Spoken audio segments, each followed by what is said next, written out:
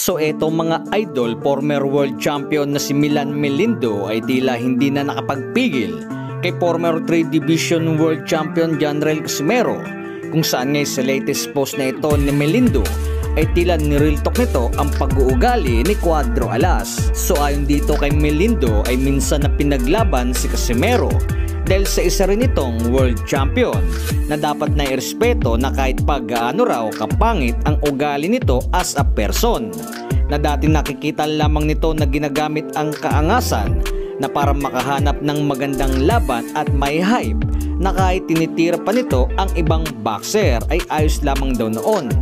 Dahil daw sa inisip na lamang nito na magiging matunog ang pangalan ni Casimero, subalit pansin na nito na tila umaabuso na sa kasikatan dahil sa maging ang kapwa mga boxer ay binubuli na raw nito. So mataas daw ang IQ nito sa itaas ng lona na bakit hindi raw magamit sa totoong buhay.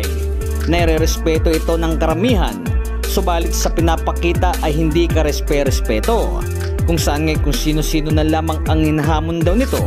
Natanong na rin dito ni Melindo na bakit nagkagulo ang karera ni Casimero sa boxing nang dahil ba sa ugali, na hindi raw nito alam kung saan galing ang kayabangan, kung kay Jason Casimero ba or kay Janrel Casimero.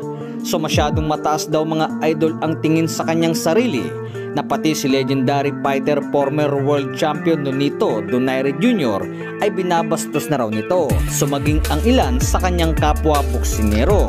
Napaalala rin dito na isa lamang ang isipin kung saan ito nanggaling, dahil sa doon din daw ito pupunta, na sayang umano ang nasungkit nitong karangalan nang dahil sa pinapakita nito sa kanyang kapwa, na unti-unting mabubura ang pangalan nito na isang halimaw sa itaas ng lona, kung saan ngay mas nangingibabaw raw ang kahambugan kaysa sa narating sa buhay bilang boksingero.